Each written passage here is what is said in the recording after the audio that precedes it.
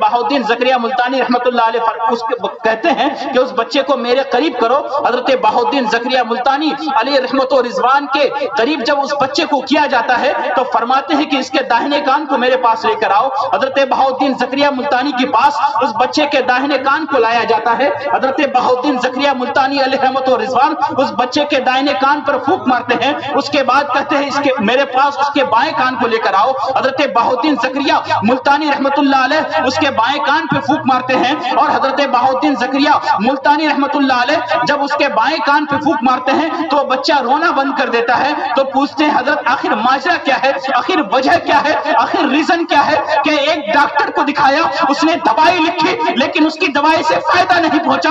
دوسرے ڈاکٹر کو دکھایا, دوائی لکھی, دوائی پلایا لیکن فائدہ نہیں پہنچا. تیسرے ڈاکٹر کو دکھایا, اس نے دوائی لکھی, دوائی پلایا لیکن فائدہ نہیں پہنچا. حتیٰ کہ ہم نے 30 ڈاکٹر تبدیل کر دیے. ہر ڈاکٹر نے دوائی لکھی, اس دوائی کو پلایا جاتا لیکن اس بچے کو شفا یاری نہیں مل رہی ہے. آپ نے آخر اس کے کان میں کون سی چیز پڑی ہے, آپ نے آخر اس کے کان میں کون سا ایسا دم کیا ہے جس کی وجہ سے اس بچے کا رونا بند ہو گیا ہے؟ وہ فرماتے ہیں میں ایسے نہیں بتانے والا ہوں, جاؤ اس کی ماں کو بلا کے لاؤ. اس بچے کے ماں کو بلایا جاتا ہے, اس بچے کے ماں کو حاضر کیا جاتا ہے. وہ پوچھتے ہیں اچھا یہ بتاؤ کیا تم قرآن پاک کی حافظہ ہو, کیا تم نے قرآن پاک کے 30 پاروں کو اپنے سینے میں محفوظ کیا ہے؟ وہ عورت کہتی ہے ہاں ہاں حضور, میں نے اپنے سینے میں قرآن پاک کے 30 پاروں کو محفوظ کیا ہے. میرا حال یہ تھا کہ جب میں پریگننٹ تھی, جب میں حاملہ تھی, یہ بچہ جب میرے پیٹ میں پل رہا تھا تو میں قرآن پاک پڑھا کرتی تھی. میں رات کے سوتے وقت بھی قرآن پاک پڑھتی, میں رات کے بیٹھتے وقت بھی قرآن پاک پڑھتی, میں چلتے وقت بھی قرآن پاک پڑھتی, میں سوتے وقت بھی قرآن پاک پڑھتی. حتیٰ کہ دن کا کوئی ایسا لمحہ نہیں تھا,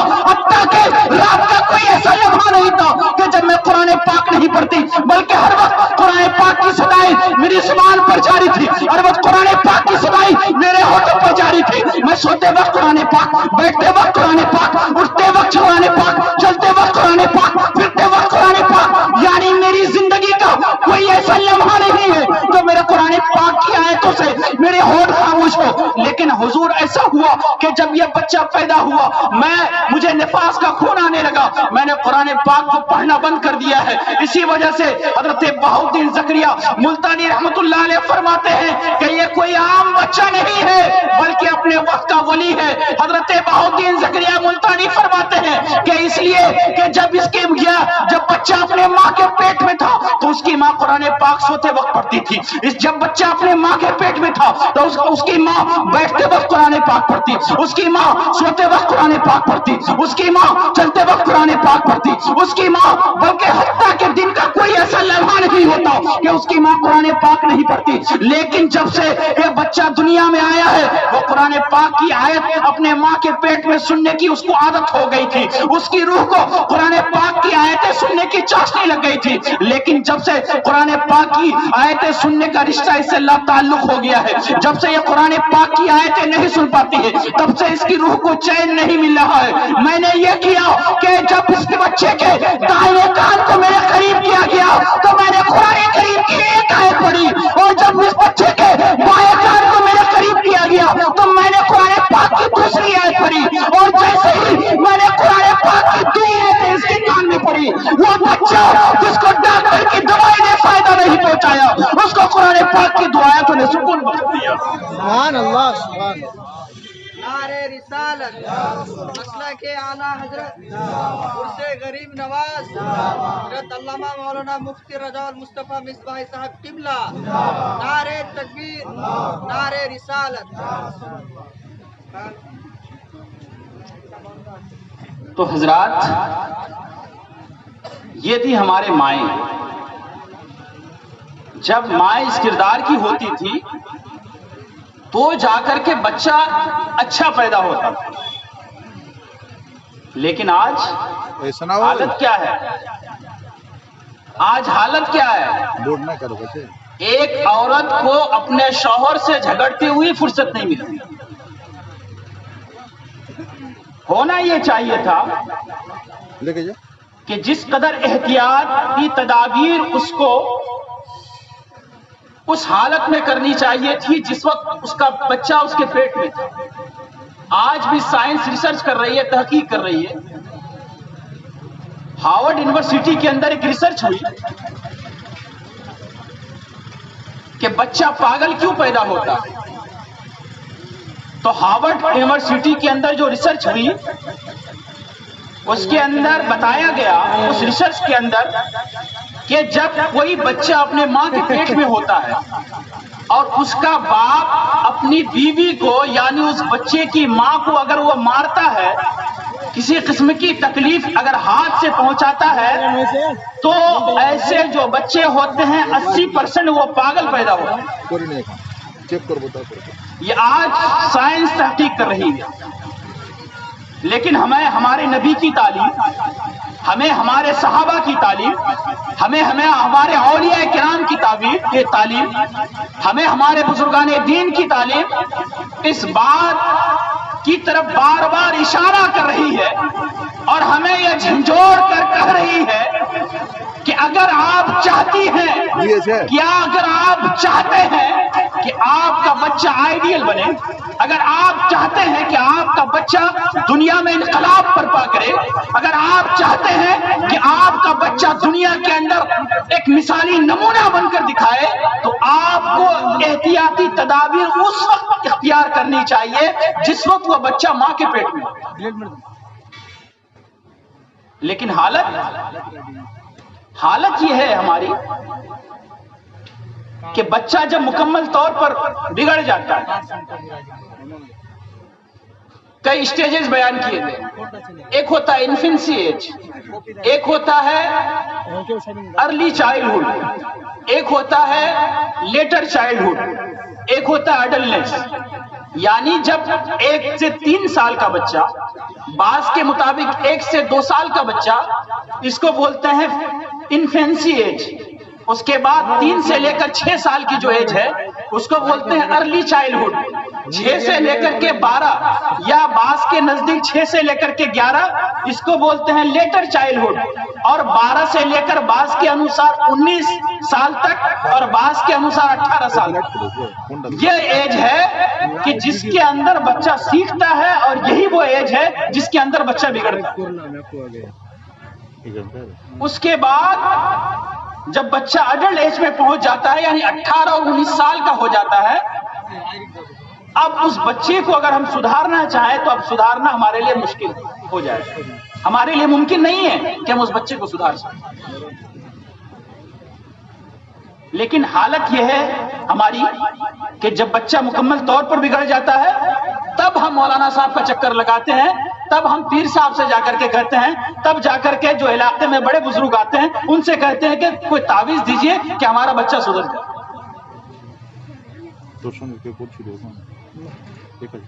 नहीं मेरे प्यारे, जिस वक्त उस बच्चे को सुधारने की उम्र थी उस वक्त तो आपने बेतवज्जुही में गुजार दिया, उस वक्त आपने उसके ऊपर कोई ध्यान ही नहीं दिया। लेकिन जब आपका बच्चा मुकम्मल तौर पर बिगड़ गया तब आपको फिक्र होती है कि हम अपने बच्चे को कैसे सुधारें, हम अपने बच्चे को कैसे राह रास्त पर लेकर। एक बात हमेशा याद रखिए आप, जो इटकोल होता है, इटकोल, जो लोग इटकोल बनाते हैं कभी जाइए वहां पता चलेगा। जब वो मिट्टी का गाढ़ा होता है उससे चाहे जो नक्शा बनाना चाहे आप बना सकते हैं, चाहे चौड़ी किस्म की ईंट बना लें, चाहे उसको ज्यादा लंबा कर दें, उसको पतला कर दें, यह इख्तियार होता है किसका, जो ईंट बनाता है, तैयार करता है। लेकिन वही इटकोल, वही ईंट, वही मिट्टी जब आग के अंदर ढकेल दिया जाता है, जब उसको आग में जलाया जाता है, अब उस ईंट को हम चाहे सीधा करना, उस ईंट को सीधा नहीं कर सकते। इसी तरह ये मिसाल है बच्चों के लिए कि बच्चे जब सुधारना, उसकी उम्र मैंने बताया, एक होता है इन्फेंसी एज 1 से लेकर 3 साल तक, उसके बाद है 3 से लेकर 6 साल तक, इसको बोलते हैं अर्ली चाइल्डहुड। उसके बाद 6 से लेकर 11 साल या बास के नजदीक 6 से लेकर 12 साल तक इसको बोलते हैं लेटर चाइल्डहुड। उसके बाद जो 12 से लेकर बास के नजदीक 18 साल और बास के नजदीक 19 साल, ये होता है अडल्टनेस, यानी इस अडल्ट एज इसको कहा जाता है। तो ये जो एज है, इसी उम्र के अंदर या तो बच्चा सही से सीखता है या इसी एज के अंदर बच्चा मुकम्मल तौर पर बिगड़ जाता है। अब वो माँ बाप की जिम्मेदारी है कि वो अपने बच्चों की तरबियत कैसे कर रहा है। یا تو ماں باپ کو فکر ہے کہ میرا بچہ آگے چل کر اچھا انسان بنے، تو اس کی تیاری اسی وقت سے کرنی پڑے گی جب بچہ اپنے ماں کے پیٹ میں.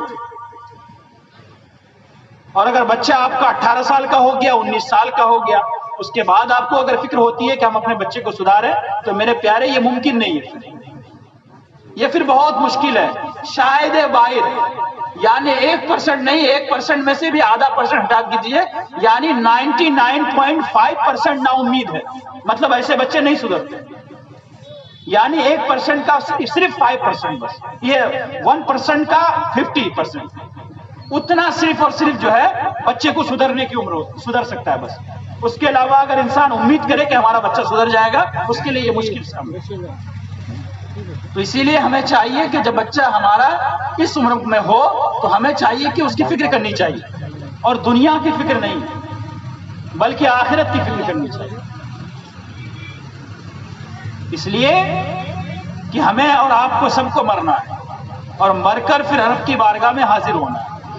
تو اگر ہم نے اپنے بچوں کی آخرت کی تیاری نہیں کی تو نتیجہ کیا ہوگا کہ جس بچے کی خاطر، جس کی محبت میں ہم نے دن کو دن نہیں سمجھا، جس بچے کی محبت میں ہم نے رات کو رات نہیں سمجھا، وہ بچہ اگر کل قیامت میں اگر جہنم کی آگ میں اگر جلے تو کیا ہمیں اچھا لگے گا؟ تو ہمیں اپنے بچوں کی دنیا سدھارنے یا سنوارنے سے پہلے زیادہ ہمیں اپنے بچوں کی آخرت کی فکر کرنی چاہیے کہ خدا نہ خواستہ اپنے غلط کارناموں کی وجہ سے، خدا نہ خواستہ اپنے غلط کرتوتوں کی وجہ سے اگر میرا بچہ جہنم میں اگر چلا گیا تو اس وقت وہ کیسے برداشت کر سکتا ہے؟ انسان کو اس چیز کی فکر کرنی چاہیے. میں آخرت کے حوالے سے صرف ایک واقعہ بیان کرتا ہوں، پھر اپنی گفتگو ختم کر دوں گا. قیامت کا دن ہوگا، جہنم کی آگ لپیٹ مارے گی، اس قدر لپیٹ مارے گی کہ خوف ہونے لگے گا کہ جہنم کی آگ اپنے لپیٹ میں جو ہے نا، اپنے لپیٹ میں ہم کو لے لے. لپیٹ میں لینے کا مطلب یہ ہوتا ہے کہ ماں اپنے بچوں کو جیسے گود میں لے لیتی ہے، قریب کر لیتی، چپکا اپنے بدن سے پورے چمیٹ لیتی ہے اس بچے کو، اسی طرح آگ ہم لوگوں کو چاہے گی کہ وہ اپنے لپیٹ میں لے. اب اس وقت کیا کریں گے؟ اللہ کے رسول صلی اللہ علیہ وسلم کو حضرت جبرائیل علیہ السلام آئیں گے اور ایک پیالہ دیں گے. اللہ کے رسول سے فرمائیں گے حضرت جبرائیل، یا رسول اللہ صلی اللہ علیہ وسلم، اس پیالے کے اندر کچھ پانی ہے، اس پانی کو آپ آگ کے اوپر ماریے. اللہ کے رسول صلی اللہ علیہ وسلم جب اس پانی کو آگ کے اوپر ماریں گے تو وہ جہنم کی بھڑکتی ہوئی آگ جو انسانوں کو اپنے لپیٹ میں لینا چاہے گی وہ فوراً بجھ جائے گی.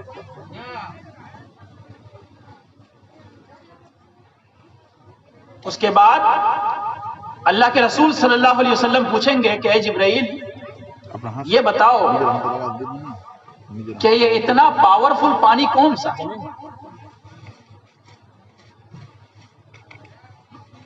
یہ پاورفل پانی کون سا پانی ہے کہ جس کے اندر اتنی طاقت ہے کہ جس نے جہنم کی بھڑکتی ہوئی آگ جو چاہ رہی تھی کہ انسان کو اپنے لپیٹ میں لے لے، فوراً اس نے بجھا دیا. آخر یہ اتنا پاورفل پانی کون سا پانی ہے؟ تو حضرت جبرائیل فرمائیں گے یا رسول اللہ صلی اللہ علیہ وسلم کہ جب آپ کی امت دنیا کے اندر اللہ کے ڈر سے، اللہ کی خشیت سے، اللہ کے خوف سے جب دنیا کے اندر روتی تھی اور ان کے آنکھ سے جو آنسو نکلتے تھے، میں ان آنسوؤں کو زمین پہ گرنے نہیں دیتا تھا، بلکہ اللہ کی خشیت میں، اللہ کے ڈر سے جب ان کے آنکھ سے کوئی آنسو نکلتا تھا تو اس آنسو کو زمین پہ میں گرنے نہیں دیتا تھا، بلکہ اس آنسو کو میں ایک پیالے اور کٹوری میں سمیٹ کے رکھتا تھا.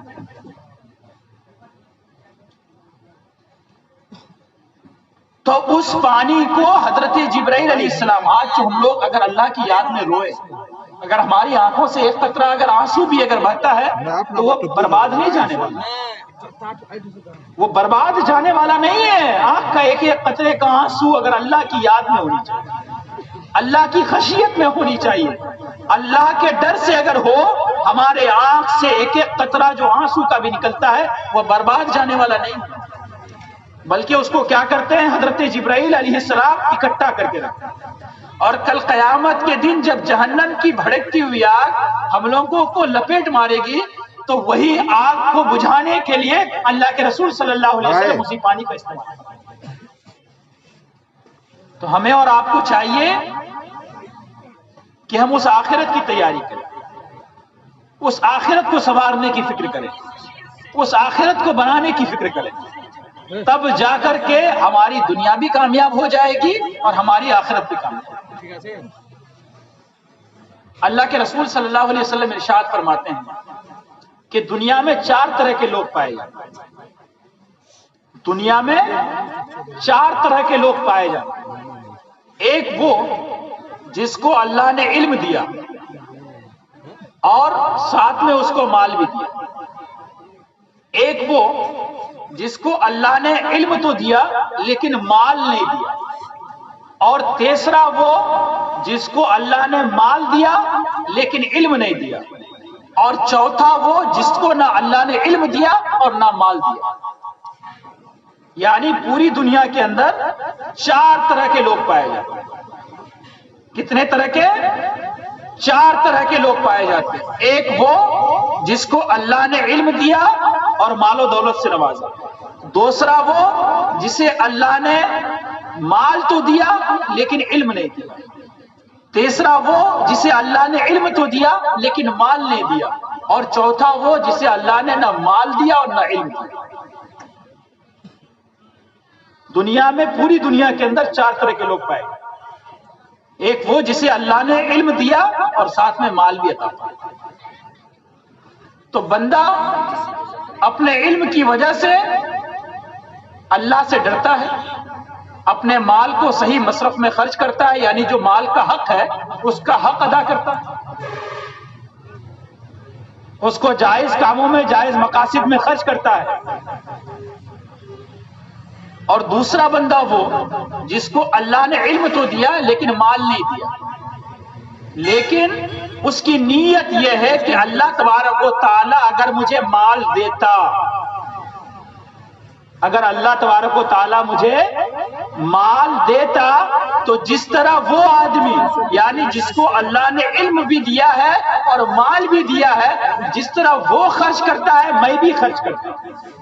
تو اللہ کے رسول صلی اللہ علیہ وسلم ارشاد فرماتے ہیں کہ جس کو اللہ نے علم دیا ہے اور مال دیا ہے اور وہ اللہ کی راہ میں خرچہ کر رہا ہے، اور دوسرا بندہ وہ جس کو اللہ نے علم تو دیا ہے لیکن مال نہیں دیا ہے، لیکن اس کی نیت یہ ہے کہ اگر اللہ مجھے اتنا مال دیتا تو میں بھی خرچہ کرتا، تو فرماتے ہیں دونوں کا ثواب برابر. یعنی ایک آدمی خرچہ کر کے اتنا پا رہا ہے اور دوسرا آدمی اپنی نیت اچھی کر کے بھی اتنا پا رہا ہے. 2 آدمی ہو گئے. اب تیسرا آدمی ہو جسے اللہ تبارک و تعالی نے مال تو دیا ہے لیکن علم نہیں دیا. اب وہ کیا کرتا ہے کہ اپنے مال کا غلط استعمال کرتا ہے، اللہ تبارک و تعالی کے حکم کی نافرمانی کرتا ہے، اللہ تبارک و تعالی کے حکم کو وہ توڑتا ہے، اللہ تبارک وہ اپنے پیسوں کو غلط کاموں میں استعمال کرتا ہے، اپنے پیسے کو ناجائز کاموں میں خرچہ کرتا ہے، اپنے پیسے کو حرام کاریوں میں برباد کرتا ہے، اپنے پیسے کو شراب خوری میں برباد کرتا ہے، اپنے پیسے کو زناکاری میں برباد کرتا ہے. تو اب اللہ کے رسول صلی اللہ علیہ وسلم ارشاد فرماتے ہیں چوتھا شخص وہ جس کو اللہ تبارک و تعالی نے نہ مال دیا اور نہ علم دیا. تو اب جو تیسرا شخص یعنی جس کو اللہ نے مال دیا لیکن علم نہیں دیا، اب اس کا جو گناہ ہے، اور اب چوتھا شخص یعنی جس کو اللہ نے نہ مال دیا نہ علم دیا، اب اگر وہ یہ خواہش رکھتا ہے اور اس کی نیت میں یہ ہے کہ اگر اللہ مجھے پیسہ دیتا، اگر مجھے میرے پاس پیسے ہوتے، جس طرح وہ اپنے پیسے کو غلط کام میں خرچہ کرتا ہے اسی طرح میں بھی خرچہ کرتا۔ اللہ کے رسول فرماتے ہیں کہ وہ جو خرچہ کر کے گنہگار ہوگا اور یہ نیت رکھنے کی وجہ سے بھی دونوں گنہگاری میں برابر ہیں۔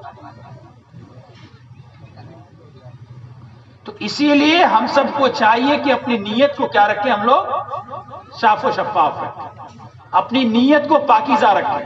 اگر اللہ نے ہمیں نہیں نوازا ہے تو ہم نیت اچھی رکھیں، تاکہ نیت اچھی رکھنے کی وجہ سے اللہ تبارک و تعالیٰ اس کا صلہ اور اس کا بدلہ کیا فرمائے، ہم کو عطا فرمائے۔